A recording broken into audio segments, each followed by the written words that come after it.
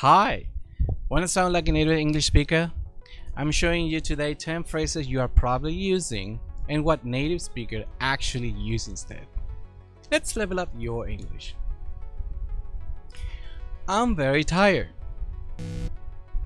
I'm wiped.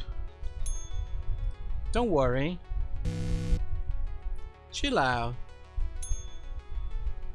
I don't know.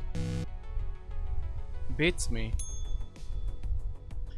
I'm hungry, very hungry. I am ravenous. I'll pay. I got it. Wait a moment. Hold on. Calm down. Just keep your shirt on. Can you do me a favor? Can you do me a solid? Are you serious? For real?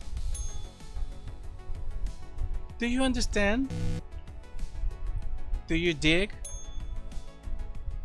English learners often stay stuck using simple expressions. These alternatives are common in real conversations and daily life. Improve your English with Johnny Stark. Which one will you start using? Comment below.